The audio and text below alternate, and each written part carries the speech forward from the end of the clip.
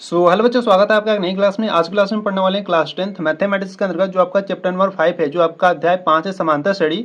उसके अंतर्गत आज हम प्रश्नावली 5.1 को सॉल्व करने वाले हैं। ठीक है, तो बच्चों ये जो प्रश्नावली 5.1 है आपके लिए बहुत ही इंपॉर्टेंट होने वाला है, क्योंकि इस प्रश्नावली से आपके बोर्ड एग्जाम में कई सारे प्रश्न पूछे गए हैं। ठीक है, तो जो जो प्रश्न पूछे गए होंगे मैं उसको टिक कराते चलूंगा। ठीक है, तो ध्यान से रखना और वीडियो को शुरू से लेकर एंड तक जरूर वॉच करना। मैं आपको बहुत ही सिंपल मेथड से इसको कंप्लीट कराने वाला हूँ। ठीक है, तो देखो यहाँ से अगर हम प्रश्नावली 5.1 के अगर हम क्वेश्चन नंबर फर्स्ट की बात करें तो देखो क्वेश्चन नंबर फर्स्ट क्या कराए।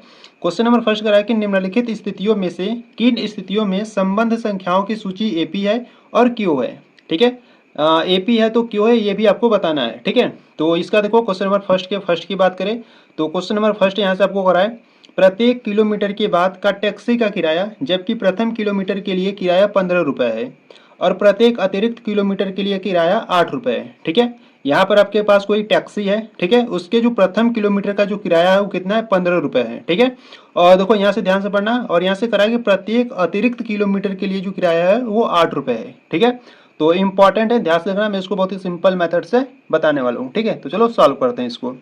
देखो ठीक है, देखो यहाँ से आज हम पढ़ने वाले हैं प्रश्नावली 5.1। ठीक है, यहाँ से बच्चों आज हम पढ़ने वाले हैं प्रश्नावली 5.1। ठीक है, इसमें जितने भी क्वेश्चंस होंगे उस सभी क्वेश्चंस को आज हम सॉल्व करने वाले हैं। ठीक है, तो प्रश्नावली 5.1 के अगर हम क्वेश्चन नंबर फर्स्ट की बात करें, ठीक है, तो ध्यान से देखना इंपॉर्टेंट है। देखो क्वेश्चन नंबर फर्स्ट के कहने का क्या मतलब है कि देखो क्वेश्चन नंबर फर्स्ट करा है कि कोई टैक्सी है। ठीक है, कोई यहाँ से टैक्सी है, जब वो टैक्सी 1 किलोमीटर जाता है तो उसका किराया कितना है। देखो जब उस टैक्सी का जो 1 किलोमीटर का किराया है वो कितने रुपए है, 15 रुपये है। ठीक है, जब यहाँ से कोई टैक्सी 1 किलोमीटर जाता है तो उसका जो किराया वो कितना है, 15 रुपये है। ठीक है, अब यहाँ से देखो प्रश्न में आपको कहा कि प्रत्येक अतिरिक्त किलोमीटर के लिए किराया कितना है, 8 रुपये है। ठीक है, इसके बाद जब जैसे मान लो यहाँ से 1 किलोमीटर और गया। ठीक है, जब यहाँ से 1 किलोमीटर और जाएगा तो उसका कितना किराया, देखो 1 किलोमीटर का किराया कितना है, 15 रुपये। तो यहाँ से आप लिखो 15 रुपये। ठीक है, प्लस यहाँ से इसका अतिरिक्त किराया बढ़ रहा है। ठीक है, यानी कि यहाँ से 1 किलोमीटर जाएगा तो इसका अतिरिक्त किराया कितना है, 8 रुपये। तो यहाँ से 8 को ऐड कर दोगे। ठीक है, इसी प्रकार से मान लो यहाँ से 1 किलोमीटर और जा रहा है। ठीक है, जब यहाँ से 1 किलोमीटर और जाएगा तो कितना हो जाएगा, देखो 1 किलोमीटर का किराया कितना है, 15 रुपये है। ठीक है, प्लस यहाँ से यहाँ तक गया तो अतिरिक्त किराया 8 रुपये, तो यहाँ से 8 हो जाएगा। यहाँ से यहाँ तक गया तो एक और 8 हो जाएगा। ठीक है, तो यानी कि आपको इसको ऐड कर देना है। देखो 15 और 8 कितना हो जाएगा, 23, 23 8 हो जाएगा 31। ठीक है, तो यहाँ से इसका हो जाएगा 31 रुपये और इसको भी ऐड कर लो। 15 और 8 कितना हो जाएगा, 23, तो यहाँ से हो जाएगा इसका 23 रुपये। ठीक है, तो बच्चों यहाँ से देखो समझो, जब कोई टैक्सी 1 किलोमीटर जा रहा था तो उसका जो 1 किलोमीटर किराया है 15 रुपये। ठीक है, तो यहाँ से हो गया 15 रुपये। ठीक है, अब यहाँ से उस टैक्सी का अतिरिक्त किराया बढ़ रहा है। ठीक है, यानी कि जो उसका अतिरिक्त किराया है वो 8 रुपये है। ठीक है, तो यहाँ से यहाँ तक जब 1 किलोमीटर और जाएगा तो 1 किलोमीटर का किराया तो 15 रुपये होगा। ठीक है, प्लस यहाँ से अतिरिक्त किराया उसका कितना है, 8 रुपये। तो यहाँ से आपको प्लस कर देना है 8। ठीक है, तो 15 और 8 कितना हो जाएगा, 23 हो जाएगा। ठीक है, इसी प्रकार से यहाँ से मान लो 1 किलोमीटर और गया। ठीक है, तो 1 किलोमीटर और जाएगा तो 1 किलोमीटर का किराया कितना है, 15 रुपये। ठीक है, पर देखो यहाँ से अतिरिक्त किराया यहाँ से आप जोड़ोगे, क्योंकि यहाँ से इसका अतिरिक्त किराया ऐड हो रहा है। ठीक है, तो यहाँ से यहाँ तक एक 8 हुआ और यहाँ से यहाँ तक एक और 8 हुआ। ठीक है, तो इसलिए यहाँ से 2 8 हो गए। ठीक है, तो इनको ऐड कर दोगे तो यहाँ से कितना आ जाएगा, आपका 31 रुपये आ जाएगा। ठीक है, तो बच्चों यहाँ से ध्यान दो, आपको इस प्रकार से एक संख्याओं की सूची मिलेगी। ठीक है, यहाँ से देखो यहाँ से 15 मिला, 23 मिला, 31 मिला। ठीक है, तो अगर इसको लिख कर करना चाहते हो तो इस प्रकार से आप लिख सकते हो। ठीक है, देखो यहाँ से आप लिखोगे माना, ठीक है, माना प्रथम किलोमीटर के लिए। ठीक है, माना प्रथम किलोमीटर का किराया। ठीक है, माना प्रथम किलोमीटर का जो किराया है वो कितना है, 15 रुपये है। ठीक है, इस प्रकार से। ठीक है, और उसी प्रकार से द्वितीय किलोमीटर का। ठीक है, तो इसी प्रकार से अगर हम बात करें द्वितीय किलोमीटर का किराया। ठीक है, यहाँ पर आप लिख सकते हो, मैं यहाँ पर बता दे रहा हूँ कि द्वितीय किलोमीटर यहाँ पर आएगा, यहाँ पर का, यहाँ पर किराया। ठीक है, तो द्वितीय किलोमीटर का किराया कितना हो जाएगा, देखो द्वितीय किलोमीटर यानी कि यहाँ से यहाँ तक जब गया तो कितना हो जाएगा, उसका 23 रुपये हो जाएगा। ठीक है, तो यहाँ से हो जाएगा इसका 23 रुपये। ठीक है, तो देखो ठीक है, तो यहाँ से अगर हम बात करें तृतीय किलोमीटर की, ठीक है, यानी कि तीसरे किलोमीटर की, तो तीसरे मीटर यानी कि तृतीय किलोमीटर का किराया कितना हो जाएगा, तो तृतीय किलोमीटर का किराया कितना हो जाएगा, 31 रुपये हो जाएगा। ठीक है, इस प्रकार से। ठीक है। तो देखो बच्चों, यहाँ से आपको एक संख्याओं की सीरीज मिली यानी कि सूची मिली। तो आपको यहाँ से आपको लिखना है कि जो आपको सूची मिला है वो क्या है। आपको जो सूची मिला है इस प्रकार से आपको मिला है। पहला तो 15 रुपये मिला है, ठीक है, और इसके बाद 23 मिला है, फिर उसके बाद 31 मिला है, ठीक है। यानी कि इस प्रकार से आपको मिलता रहेगा, ठीक है। तो बच्चों, आपको प्रश्न में ये पूछा था कि किन स्थितियों में संबंध संख्याओं की सूची एपी है, ठीक है।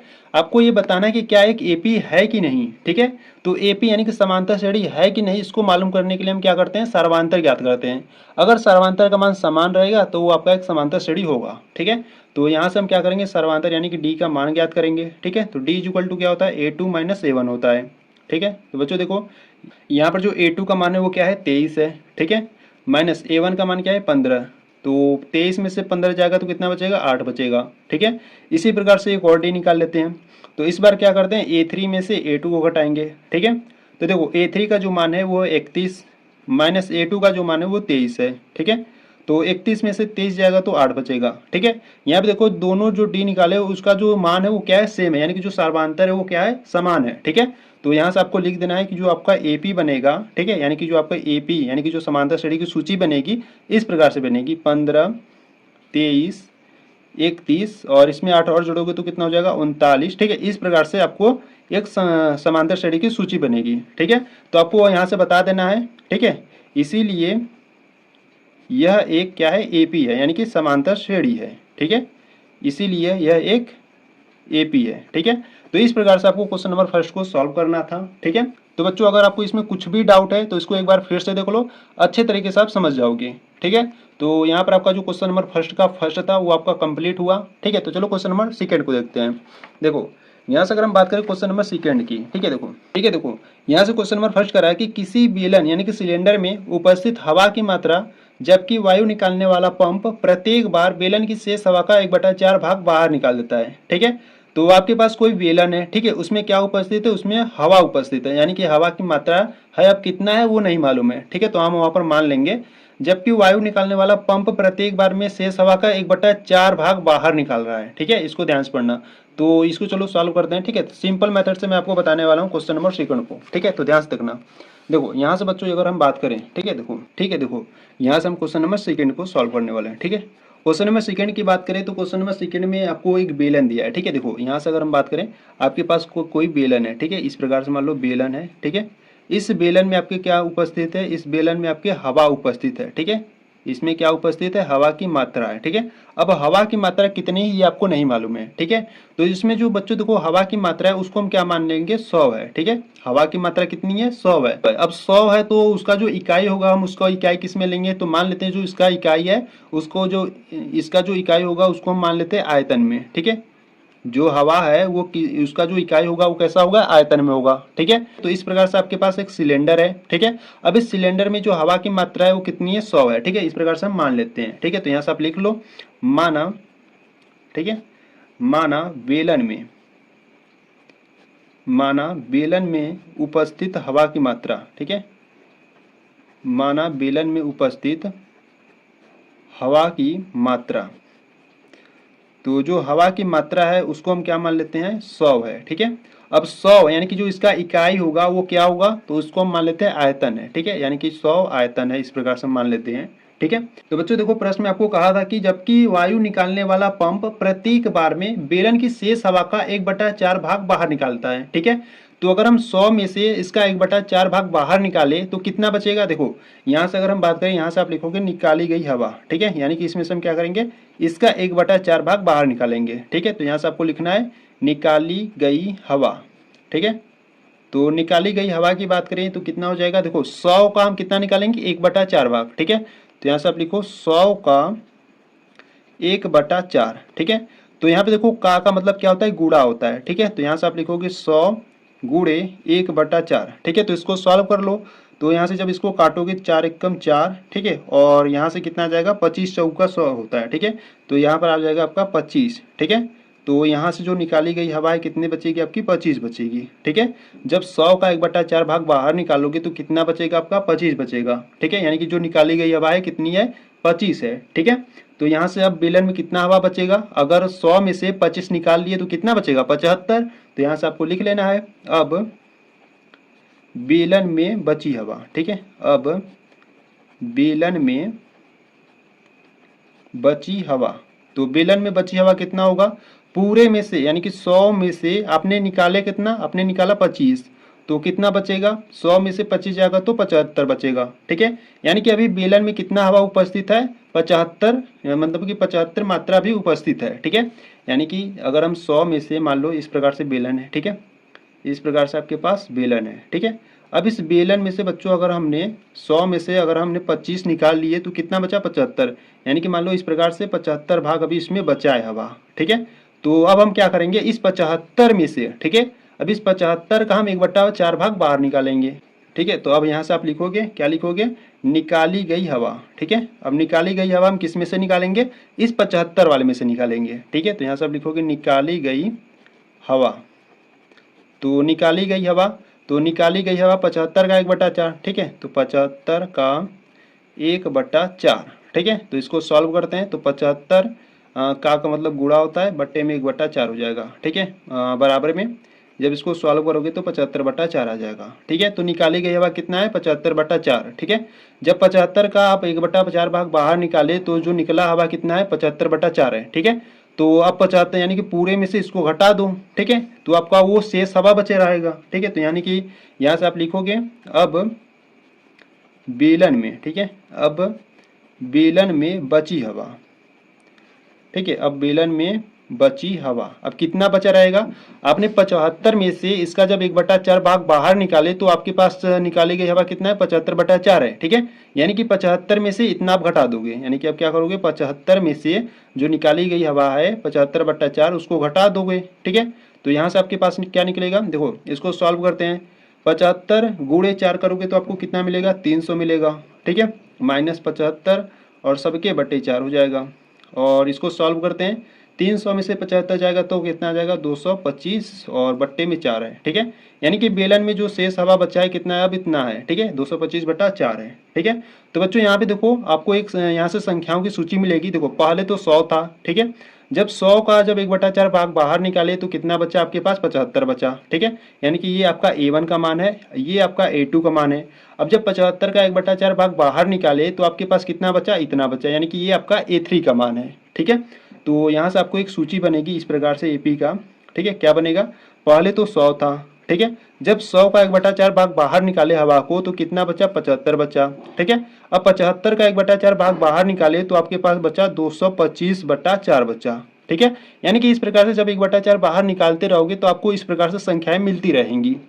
ठीक है, तो बच्चों आपको इसको चेक करना है कि क्या एक समांतर श्रेणी है कि नहीं। ठीक है, तो समांतर श्रेणी है कि नहीं इसको मालूम करने के लिए हम क्या करेंगे, सारवांतर यानी कि डी का मान ज्ञात करेंगे। तो यहाँ से आप लिखोगे डी इज इक्वल टू क्या होता है, A2 - A1। ठीक है, तो देखो बच्चों A2 का मान कितना है, 75 है, माइनस A1 का जो मान है वो 100 है। ठीक है, तो -100 में से प्लस का 75 जाएगा तो कितना बचेगा, माइनस का 25 बचेगा।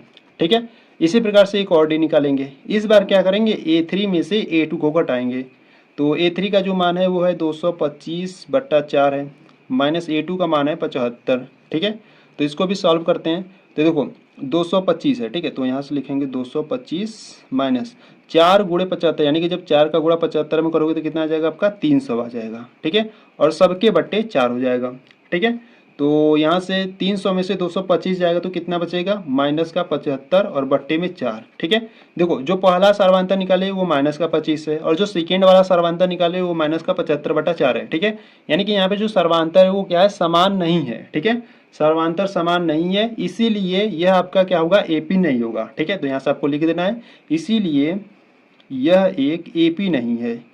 ठीक है, इसीलिए ये एक AP नहीं है। ठीक है, इस प्रकार से इसको सॉल्व करना था। ठीक है, तो बच्चों ये जो क्वेश्चन नंबर सेकेंड था, ठीक है, कुछ इंपॉर्टेंट है। ठीक है, अगर इसमें आपको कुछ भी डाउट हो रहा है तो एक बार फिर से देख लेना, अच्छे तरीके से समझ जाओगे। ठीक है, मैं आपको बहुत ही सिंपल मेथड से इसको समझाने की कोशिश किया हूँ। ठीक है, अगर आपको समझ में नहीं आ रहा तो आपको कमेंट्स बॉक्स में बता देना, मैं इसको अलग से वीडियो बनाकर आपको समझा दूंगा। ठीक है, तो ये आपका क्वेश्चन नंबर सेकेंड आपका कंप्लीट हुआ। ठीक है, तो चलो क्वेश्चन नंबर थर्ड को देखते हैं। देखो यहाँ से अगर हम बात करें क्वेश्चन नंबर थर्ड की, ठीक है, देखो यहाँ से अगर हम क्वेश्चन नंबर सेकंड की बात करें तो देखो क्वेश्चन नंबर सेकंड क्या कर रहा है, क्वेश्चन नंबर सेकंड कर रहा है कि प्रत्येक मीटर की खुदाई के बाद एक कुआं खोदने में आई लागत, जबकि प्रथम मीटर खुदाई की लागत 150 रुपये है। ठीक है, और बाद में प्रत्येक मीटर खुदाई की लागत 50 रुपये बढ़ती जाती है। ठीक है, यानी कि देखो जब कोई व्यक्ति 1 मीटर कुआं खोदता है तो उसकी जो लागत है वो कितना है 150 यानी कि 150 रुपये है। ठीक है, और ये देखो प्रश्न में यहाँ पे कहा है कि बाद में प्रत्येक मीटर खुदाई की लागत 50 रुपये बढ़ती जाती है। ठीक है, यानी कि जब वो 1 मीटर खोदता है तो उसको 150 रुपये मिलते हैं। ठीक है, जब वो दूसरे मीटर की खुदाई करेगा तो उसको कितने मिलेंगे 150 तो मिलेगा प्लस 50 रुपये और मिलेगा। ठीक है, तो इस प्रकार से उसकी लागत बढ़ती जाती है। ठीक है, तो चलो क्वेश्चन नंबर 3 को सॉल्व करते हैं। ठीक है, तो इस क्वेश्चन को भी सिंपल मेथड से मैं एक्सप्लेन करने वाला हूँ। ठीक है, देखो किस प्रकार से। ठीक है, देखो यहाँ से अगर हम बात करें क्वेश्चन नंबर 3 की। ठीक है, तो क्वेश्चन नंबर 3 की बात करें। ठीक है, देखो क्वेश्चन नंबर 3 की, तो क्वेश्चन नंबर 3 में आपके पास एक कुआं है। ठीक है, क्वेश्चन नंबर 3 में आपके पास क्या है कुआं है। ठीक है, तो यह मान लेते हैं आपके पास कोई कुआं है इस प्रकार से। ठीक है, तो ये जो कुआं है बच्चों, ठीक है, ये आपके पास क्या है कुआं है। ठीक है, इस प्रकार से मान लो कुआं है। ठीक है, यहाँ पर कोई व्यक्ति है। ठीक है, जब वो एक व्यक्ति जब 1 मीटर की खुदाई करता है इस प्रकार से। ठीक है, जैसे मान लो ये 1 मीटर की खुदाई किया कुआं का। ठीक है, तो जो उसका लागत है वो कितना है 150 रुपये है। ठीक है, जब 1 मीटर खोदता है तो वो उसका जो लागत है वो कितना है 150 रुपये है। ठीक है, तो उसी प्रकार से जब यहाँ से एक मीटर और खोदेगा। ठीक है, जैसे मान लो यहाँ से 1 मीटर और खोदा। ठीक है, तो 1 मीटर का देखो 150 रुपये तो है। ठीक है, 1 मीटर खोदेगा तो 150 रुपये है। ठीक है, प्लस यहाँ से जो उसकी लागत है यानी कि जो उसका बाद में खुदाई करने का जो लागत है वो 50 रुपये बढ़ती जाती है। ठीक है, तो जब यहाँ से 1 मीटर और खोदेगा तो इसमें क्या होगा 50 रुपये और बढ़ जाएगा इस प्रकार से। ठीक है, तो 150 प्लस 50 कितना हो जाएगा 200 हो जाएगा। ठीक है, इसी प्रकार से मान लो 1 मीटर और खोदा। ठीक है, जब वो 1 मीटर और खोदेगा तो यहाँ से देखो 1 मीटर का 150 रुपये तो है। ठीक है, प्लस यहाँ से उसका मतलब यहाँ से उसका 50 रुपये बढ़ रहा था। ठीक है, यानी कि यहाँ से यहाँ तक गया तो कितना रुपये बढ़ा 50 रुपये, तो 50 हो गया। प्लस यहाँ से यहाँ तक आया तो कितना बढ़ा 50 रुपये। ठीक है, तो इन सभी को ऐड कर दो तो 150 प्लस 50 हो जाएगा 200 और 250 यानी कि यहाँ से हो जाएगा आपका 250 यानी कि 250 हो जाएगा। ठीक है, तो इस प्रकार से आपको एक संख्याओं की सूची मिलेगी। ठीक है, तो इस प्रकार से आपको लिख कर करना है। ठीक है, तो यहाँ से आप लिखोगे माना, ठीक है, माना प्रथम, ठीक है, माना प्रथम मीटर की खुदाई। ठीक है, माना प्रथम मीटर की खुदाई की लागत। ठीक है, माना प्रथम मीटर की खुदाई की जो लागत है वो कितना है 150 रुपये है। ठीक है, 150 रुपये है। ठीक है, और इसी प्रकार से द्वितीय मीटर की खुदाई की लागत। ठीक है, द्वितीय मीटर की खुदाई की लागत, तो द्वितीय मीटर की खुदाई की जो लागत होगी वो बच्चों कितना हो जाएगा 150 रुपये तो रहेगा प्लस 50 रुपये और ऐड हो जाएगा। ठीक है, तो यहाँ से इसका कितना हो जाएगा 200 रुपये हो जाएगा। ठीक है, इसी प्रकार से तृतीय मीटर की खुदाई की लागत। ठीक है, तृतीय मीटर की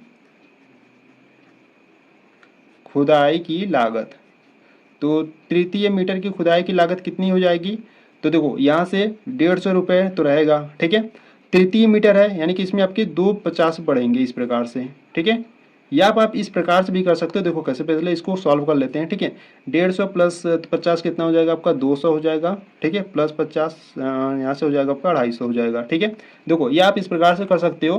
पहले कितना था 150 रुपये था। ठीक है, प्रथम मीटर की जो खुदाई की लागत थी वो 150 रुपये था। ठीक है, जब वो द्वितीय मीटर की खुदाई की जब उसकी लागत हो जाएगी कितनी डायरेक्ट 200 हो जाएगी, क्योंकि इसमें एक 50 और जोड़ दो। ठीक है, और यहाँ से 200 रुपये तो उसका द्वितीय मीटर की खुदाई की लागत हो गई। ठीक है, जब तृतीय मीटर की खुदाई जब करेगा तो वो कितना हो जाएगा 200 में 50 और जोड़ दोगे तो कितना हो जाएगा 250 हो जाएगा। ठीक है, तो इस प्रकार से भी आप कर सकते हो। ठीक है, तो बच्चों यहाँ से आपको एक संख्याओं की सीरीज मिली। ठीक है, किस प्रकार से देखो यहाँ से आपको मिला है किस प्रकार से आपको एक संख्याओं की सीरीज मिली।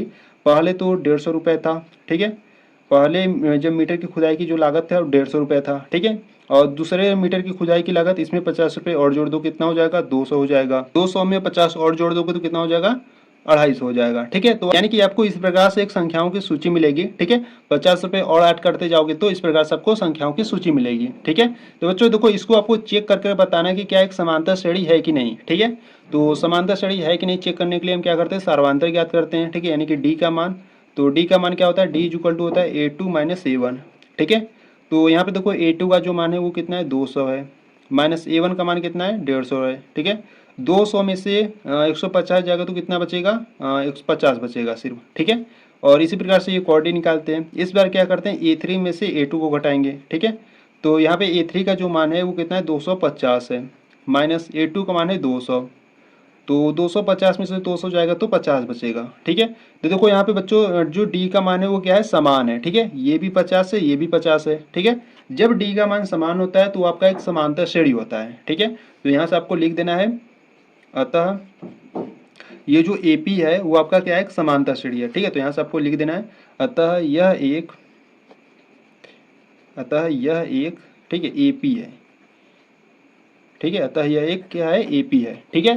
तो आपको इस प्रकार से क्वेश्चन नंबर 3 को सॉल्व करना था, ठीक है। तो यहाँ पर आपका क्वेश्चन नंबर 3 कंप्लीट हुआ, ठीक है। तो चलो क्वेश्चन नंबर 4 को देखते हैं। तो देखो बच्चों, यहाँ से अगर हम क्वेश्चन नंबर 4 की बात करें, ठीक है, तो क्वेश्चन नंबर 4 आपके लिए थोड़ा सा इंपॉर्टेंट है, ठीक है। इसको ध्यान से देखना, कई बार आपके बोर्ड एग्जाम में इस प्रकार के क्वेश्चन पूछे गए हैं, ठीक है। तो देखो क्वेश्चन नंबर 4 यहाँ से करा है, खाते में प्रत्येक वर्ष का मिश्र धन जबकि 10,000 की राशि 8% वार्षिक की दर से चक्रवृद्धि ब्याज पर जमा की जाती है, ठीक है। तो यहाँ पर देखो ये जो आपको दिया है राशि, ये आपका मूलधन होता है, ठीक है। और ये जो परसेंटेज में दी जाती है वो आपका दर होता है, ठीक है। और यहाँ से आपको क्या करना है, यहाँ से देखो प्रत्येक वर्ष का मिश्र धन, यानी कि आपको मिश्र धन ज्ञात करना है, ठीक है। और चक्रवृद्धि ब्याज पर जमा की जा रही है, ठीक है। तो बच्चों यहाँ पे देखो मिश्र धन का एक फार्मूला होता है, उसी फार्मूले की हेल्प से इसको सॉल्व करेंगे, ठीक है। तो इंपॉर्टेंट है, थोड़ा सा ध्यान से देखना इसको, ठीक है। ठीक है, देखो यहाँ से अगर हम क्वेश्चन नंबर 4 की बात करें, ठीक है। तो क्वेश्चन नंबर यहाँ से अगर हम 4 की बात करें तो इंपॉर्टेंट है बच्चों, थोड़ा सा ध्यान से देखना है इसको, ठीक है। ठीक है, देखो जो आपको प्रश्न में पहले दिया है उसको हम पहले लिख लेते हैं, ठीक है। तो यहाँ से अगर हम बात करें, पहले आपको प्रश्न में दिया है मूलधन, ठीक है। आपको मूलधन कितना दिया है, मूलधन की अगर हम बात करें तो मूलधन को देखो बच्चों हम P से प्रदर्शित करते हैं, ठीक है। जो आपको मूलधन दिया है, यानी कि जो आपको राशि दिया है वो कितना आपको दिया है, 10,000 दिया है, ठीक है। और यहाँ से अगर हम दर की बात करें, ठीक है, तो दर को देखो बच्चों, यहाँ से हम दर को R से प्रदर्शित करते हैं, ठीक है। दर को इंग्लिश में हम क्या कहते हैं, रेट कहते हैं, इसीलिए इसको हम R से प्रदर्शित करते हैं। तो जो आपको दर दिया है वो 8% दिया है, ठीक है। और यहाँ से अगर हम समय की बात करें, ठीक है, समय को हम T से प्रदर्शित करेंगे क्योंकि T फॉर टाइम होता है, ठीक है।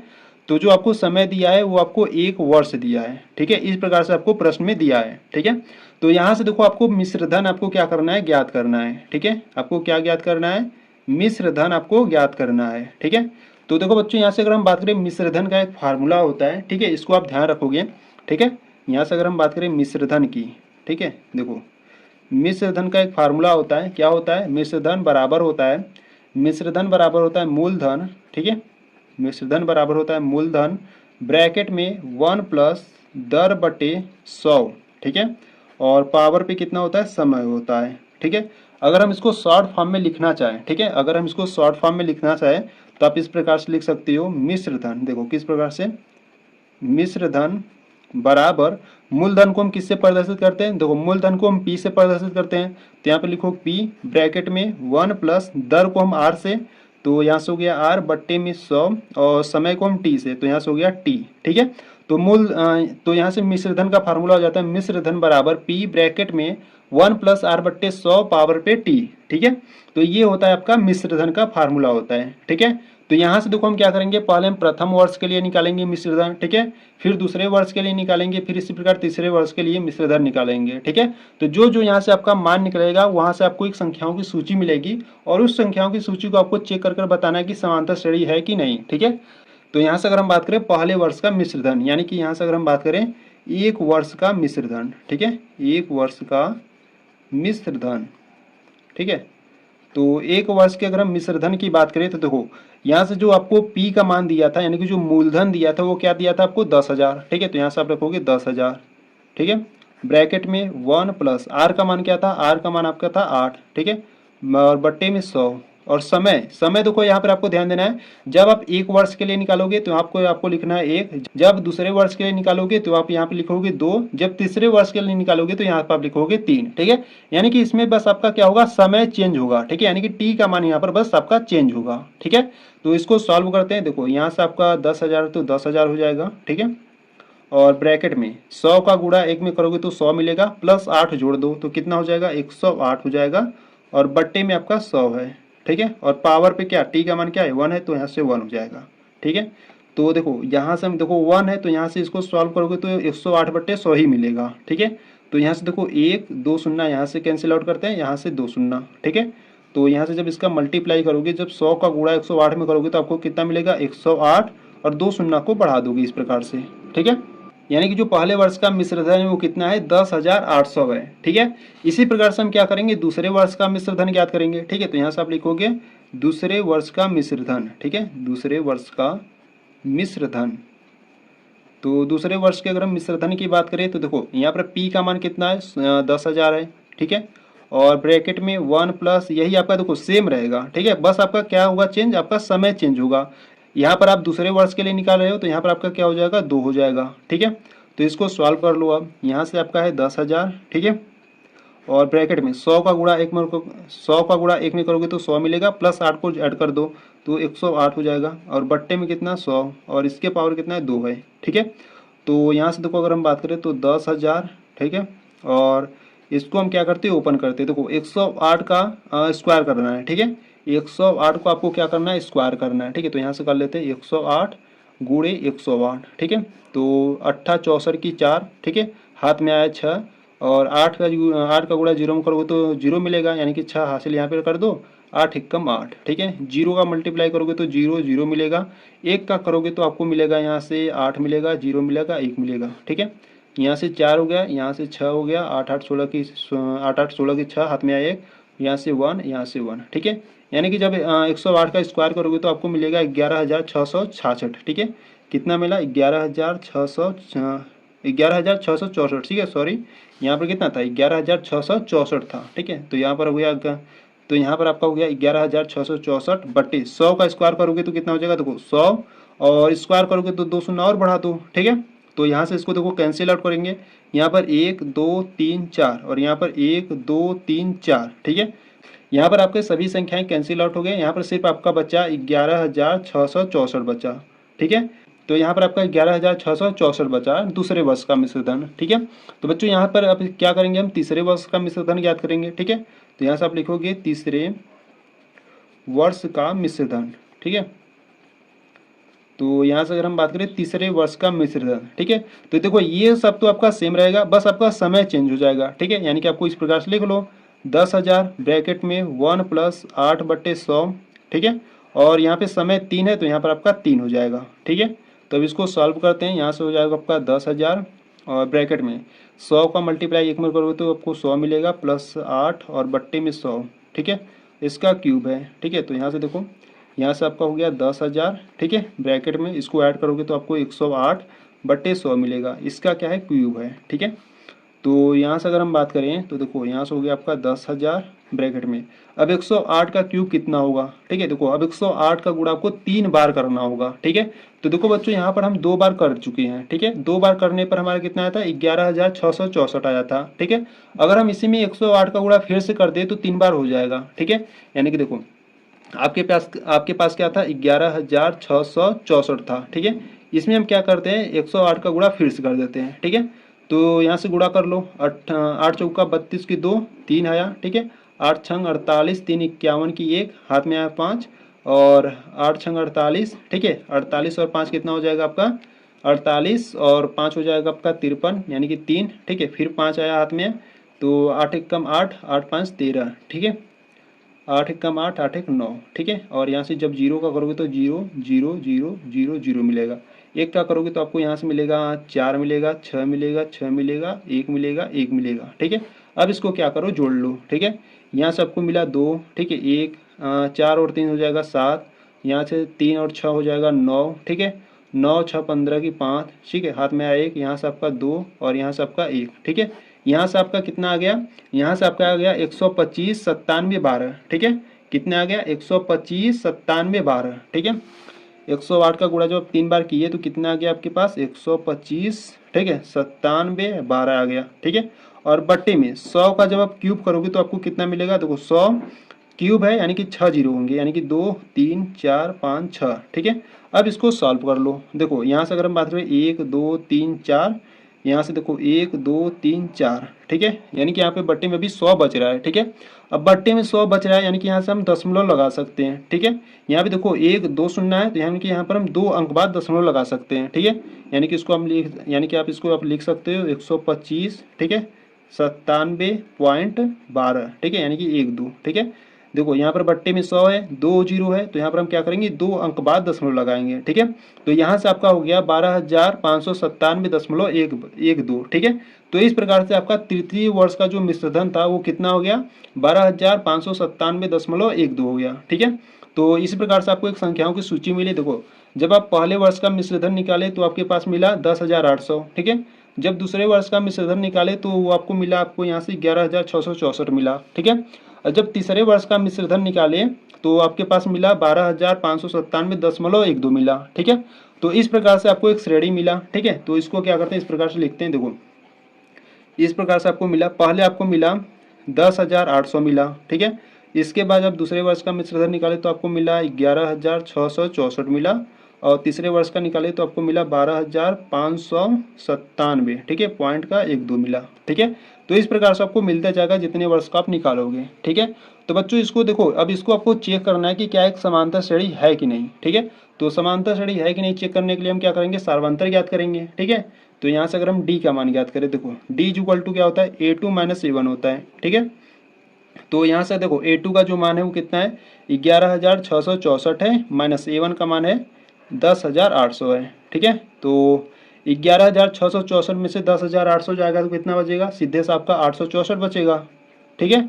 अगर घटाना है तो घटा लेना, ठीक है। एक और डी निकाल लेते हैं यहाँ से, एक और डी निकाल लेते हैं यहाँ से, ठीक है। इस बार हम क्या करेंगे A3 में से A2 को घटाएंगे।